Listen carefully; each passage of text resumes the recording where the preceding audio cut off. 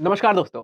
आज का वीडियो बहुत ज़्यादा इंटरेस्टिंग होने वाला है बिकॉज़ आज हम देखने वाले हैं कि चाइना कैसे अपने इंफ्रास्ट्रक्चर प्रोजेक्ट और अपनी पॉलिसीज़ के बेसिस पर एशिया की जो थर्ड लॉन्गेस्ट रिवर है जिसको मेकॉन्ग रिवर बोलते हैं उसको बर्बाद कर रहा है। ना ही सिर्फ़ इस मेकॉन्ग रिवर को बर्बाद कर रहा है बस इसके थ्रू जो इस रिवर पर डिपेंडेंट कंट्रीज़ हैं like Laos, like Vietnam, like Thailand, उन कंट्रीज़ को भी चाइना बहुत ज़्यादा नुकसान पहुँचा रहा है। ये वीडियो में हम पूरा देखेंगे, चाइना को एनालाइज़ करेंगे उसकी पॉलिसीज़ को और ये भी देखेंगे किस तरीके से चाइना की वियर्ड पॉलिसीज़ जो हैं, ऐसी-ऐसी पॉलिसीज़ की वजह से जो ये कंट्रीज़ हैं, जो कि साउथ चाइना सी की कंट्रीज़ हैं, उनको कितना नुकसान होता है और उनकी पॉपुलेशन पर डायरेक्ट इसका क्या इफ़ेक्ट पड़ता है। तो वीडियो स्टार्ट करने से पहले एक बहुत बड़ी अनाउंसमेंट है द आईएसएफ टीम की तरफ से। The ISF team has launched it's achievers batch और इस बैच में ऑल ओवर इंडिया से 100 स्टूडेंट्स को सेलेक्ट किया जाएगा, एक स्कॉलरशिप टेस्ट के बेसिस पर। जो ये 100 स्टूडेंट्स होंगे, वो डायरेक्टली मेरे से मेंटरशिप ले सकते हैं, मेरे से डायरेक्टली कनेक्ट कर सकते हैं। प्लस ये जो 100 स्टूडेंट्स होंगे, उनको 60% तक का स्कॉलरशिप भी इस प्रोग्राम के अंडर में दिया जाएगा। ये बैच जो है वो 15 जनवरी से स्टार्ट होने वाला है। अगर आप इस बैच में जॉइन करना चाहते हैं या इस बैच के बारे में ज़्यादा जानकारी चाहते हैं, तो डिस्क्रिप्शन में एक लिंक दिया, उस पर जाकर के अपना फॉर्म फिल कर दीजिए। द आईएसएफ टीम आपको रीच आउट कर लेगी। Now let's start the video. और पहले इस वीडियो को समझने के लिए और चाइना की पॉलिसी को समझने के लिए आपको थोड़ी-सी चाइना की ज्योग्राफी को समझना पड़ेगा। देखो, चाइना में ना बहुत इंपोर्टेंट प्लेटूज़ हैं जिसका नाम है तिब्बतन प्लेटूज़।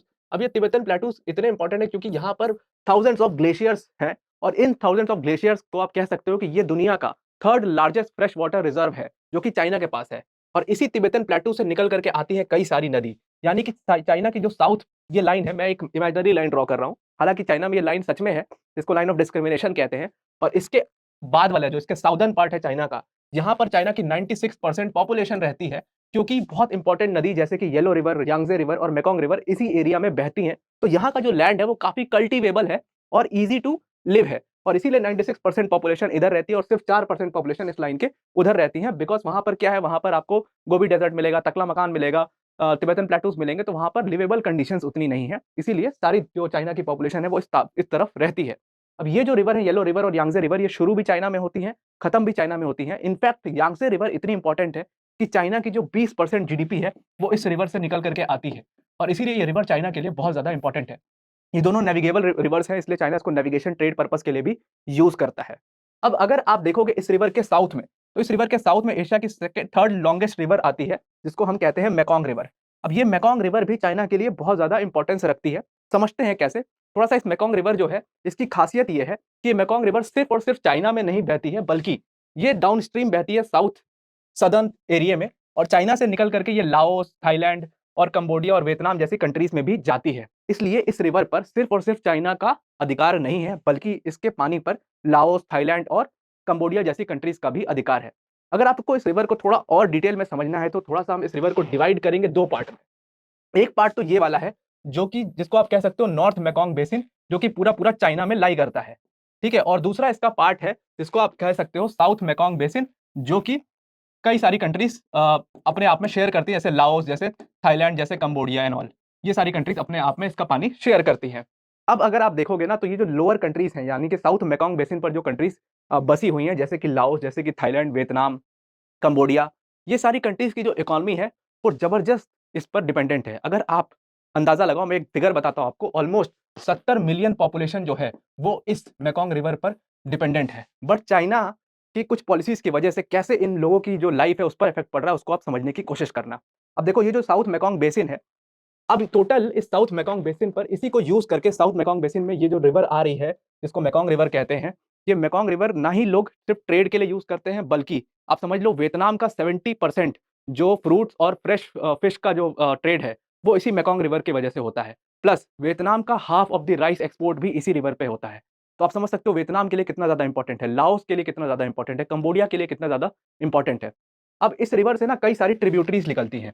तो पावर जनरेशन के लिए भी इस रिवर को काफ़ी ज़्यादा यूज़ किया जाता है, हाइड्रो इलेक्ट्रिसिटी के लिए। अब ये जो कंट्रीज़ हैं, लाओस, कंबोडिया, वियतनाम, इन कंट्रीज़ ने कोई भी डैम डायरेक्टली रिवर की जो मेन स्ट्रीम है, जो कि मेन रिवर है, उस पर नहीं बनाया है, बल्कि जो रिवर से ट्रिब्यूटरीज़ निकल रही हैं, सारी ट्रिब्यूटरीज़ आप देख रहे होंगे और इनके ऊपर ये डॉट्स देख रहे होंगे, ये डॉट्स बेसिकली डैम्स हैं और इन ट्रिब्यूटरीज़ पर इन्होंने डैम बनाया है ताकि जो रिवर की नेचुरल फ्लो है, यानी कि मेन रिवर का नेचुरैलिटी है, उसको हार्म ना करे और अपना काम भी चलता रहे और ये रिवर भी फ्लो होती रहे, ताकि इसके वाटर लेवल के साथ कोई छेड़छाड़ ना हो। सिर्फ 2 मेजर डैम इसके मेन रिवर पर बने हुए हैं, जिसका नाम है ज़ायाबुरी डैम और एक डॉन शाओंग डैम। दोनों ये डैम जो हैं, ये लाओस में बने हुए हैं। यानी कि इस लोअर जो सदर्न साउथ मेकॉन्ग बेसिन है, इसमें सिर्फ 2 डैम हैं, जो कि मेन रिवर पर बने हुए हैं और टोटल 200 डैम हैं, यानी कि 198 जो हैं, उसकी ट्रिब्यूटरीज़ पे बने हुए हैं, जो कि मेन रिवर को कोई हार्म नहीं पहुंचाता और यहीं से अपना पावर जनरेशन करती है। अब अगर पावर जनरेशन की बात करें तो साउथ मेकॉन्ग बेसिन में ये चारों जो कंट्रीज हैं, ये मिल करके जो पावर जनरेशन है वो अराउंड 12,000 मेगावाट जनरेट करती हैं पावर। अब वहीं पर चाइना का पॉलिसी देखते हैं, चाइना ने क्या बवाल मचा रखा है, कैसे इस रिवर को पूरा बर्बाद कर रखा है। चाइना ने क्या किया है कि वहीं पे अगर आप चाइना का देखोगे, जो नॉर्थ मेकॉन्ग बेसिन है, चाइना ने यहाँ पर ऑलरेडी 11 मेगा प्रोजेक्ट्स यानी कि मेगा डैम्स बना रखे हैं, जो बहुत ज़्यादा tons and tons of water hold करते हैं अपने पास। प्लस 12वां डैम इन कंस्ट्रक्शन है और 13वां डैम बनाने का भी इनका प्लान है। तो चाइना ने क्या किया है, इतने सारे डैम, खासियत क्या है इन डैम्स की, ये डैम सारे मेन रिवर के ऊपर ही चाइना ने बना दिए हैं, जिसकी वजह से बहुत सारा पानी चाइना अपने नॉर्थ जो बेसिन है, वहीं पर होल्ड कर लेता है और उससे चाइना पावर जनरेशन जो करता है वो around 31,000 megawatt power generation China हर साल करता है। 31,000 मेगावाट एनर्जी इतना ज़्यादा होती है कि ये आप समझ लो एक सिटी को, मतलब न्यूयॉर्क सिटी में सबसे ज़्यादा जो एनर्जी यूज़ होती है ना, सबसे ज़्यादा बिजली यूज़ होती है, उस न्यूयॉर्क सिटी को 4 गुना एनर्जी दे सकती है 31,000 मेगावाट एनर्जी। मतलब जो 4 कंट्रीज़ मिल करके 12,000 मेगावाट एनर्जी जनरेट कर रही हैं और उस पानी को आपस में बाँट रही हैं, उसमें अकेले चाइना जो है 31,000 मेगावाट एनर्जी एक तरफ अपने सिर्फ नॉर्थ मेकॉन्ग बेसिन से जनरेट करता है। अब इसकी वजह से क्योंकि इतना नेचुरैलिटी के साथ छेड़छाड़ कर दिया और मेन रिवर्स पे ही इतने सारे डैम प्रोजेक्ट्स बना दिए हैं चाइना ने, इसकी वजह से क्या हो रहा है, वाटर लेवल जो है नीचे जाते-जाते बहुत कम हो जाता है। अब देखो चाइना इस रिवर को नेविगेशन और ट्रेड के लिए तो यूज़ करता नहीं है, क्योंकि ये रिवर जो है डाउनस्ट्रीम फ बह रही है ना, तो इसका फ्लो बहुत ज़्यादा होता है, इसलिए नेविगेशन और ट्रेड पर्पज़ के लिए आप इसको चाइना में यूज़ नहीं कर सकते। तो जब नेविगेशन और ट्रेड के लिए यूज़ नहीं करता है, तो चाइना क्या करता है, सारा पानी होल्ड कर लेता है अपने नॉर्थ मेकॉन्ग बेसिन में ही, जिससे ये huge amount of hydro electric power generation करता है।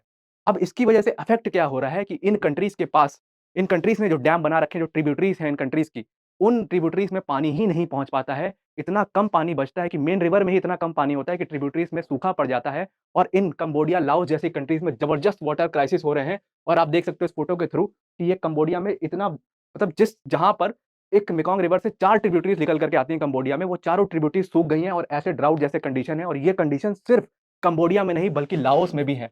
तो आप लाओस और कंबोडिया का वाटर क्राइसिस है, ये अलग से उसके ऊपर एक वीडियो बना दूँगा मैं। वहाँ पर इतना पानी की कमी हो चुकी है, वाटर लेवल इतना गिर चुका है, जो पानी का लेवल वहाँ पर 8 से 9 मीटर तक जाता था, वो पानी का लेवल अब 5 मीटर पर आ गया है और हर साल उनको सूखा झेलना पड़ता है और इसकी वजह से उनकी फसलों पे बहुत ज़्यादा इफ़ेक्ट होता है। इवन वियतनाम, जिसके हाफ राइस एक्सपोर्ट, पूरा कंट्री जो वियतनाम का इकोनॉमी है, वो अपने राइस एक्सपोर्ट्स पे चलता है। उसका हाफ राइस एक्सपोर्ट इसी मेकॉन्ग रिवर पर और इसके ट्रिब्यूटरीज़ पर डिपेंड है। वो भी बहुत ज़्यादा इफ़ेक्ट हो गया और वियतनाम को भी बहुत ज़्यादा इसकी वजह से झेलना पड़ रहा है।